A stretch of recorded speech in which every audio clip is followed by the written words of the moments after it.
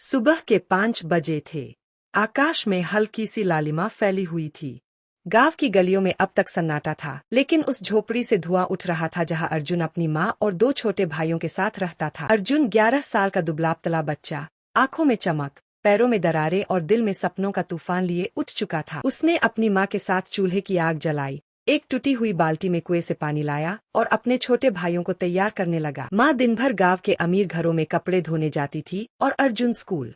लेकिन उसका स्कूल जाना किसी राजा के बच्चे जैसा नहीं था। उसके पास ना जूते थे, ना बैग, एक पुरानी फटी कॉपी थी और एक टूटा हुआ पेन। स्कूल वह नंगे पांव 3 किलोमीटर चलकर जाता था, धूप हो या बारिश। भूख से बड़ी पढ़ाई की भूख।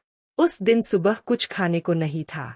घर में सिर्फ आधी रोटी बची थी जो माँ ने अर्जुन को थमा दी। खा ले बेटा, तू स्कूल जाता है, तुझ में ही सबकी उम्मीद। अर्जुन ने रोटी खाई, पानी पिया और किताबें अपने पुराने थैले में डालकर निकल। रास्ते में कीचड़ था, कांटे थे, लेकिन अर्जुन की चाल में जोश था। वो स्कूल पहुंचा, क्लास में सबसे पीछे बैठा, क्योंकि उसकी शर्ट फटी थी और उसे शर्म आती थी। लेकिन जब मास्टर जी ने सवाल पूछा तो पूरे आत्मविश्वास से अर्जुन ने जवाब दिया।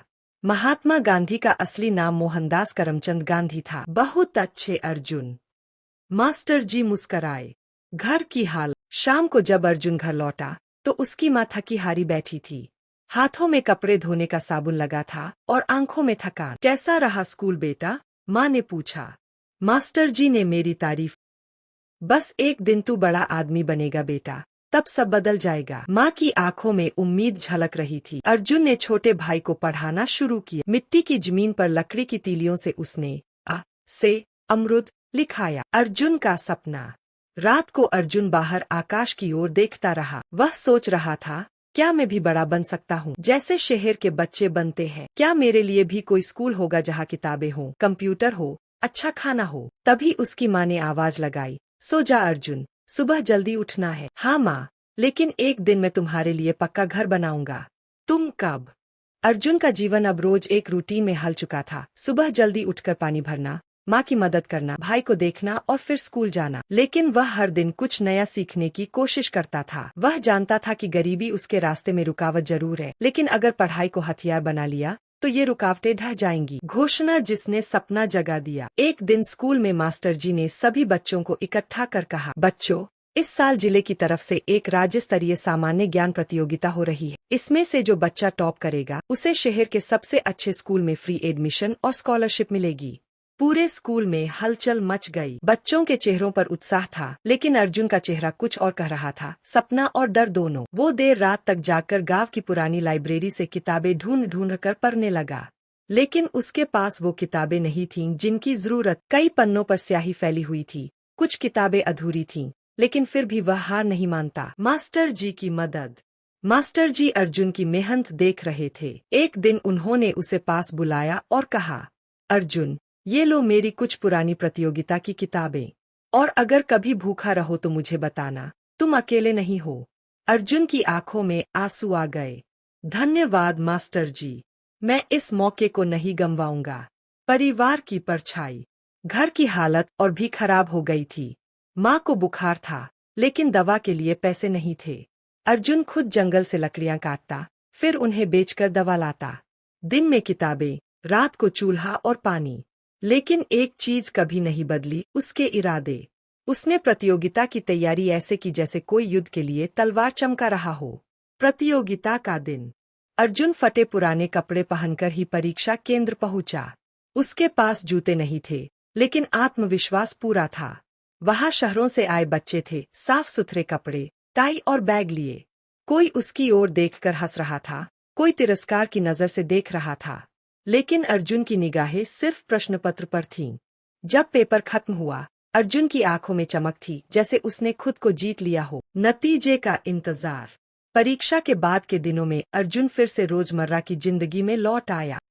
अर्जुन को शहर के सबसे अच्छे स्कूल में दाखिला मिल गया था, एक अंग्रेजी माध्यम स्कूल, जहां AC classroom, smart board, computer lab और चमचमाती यूनिफॉर्म थी।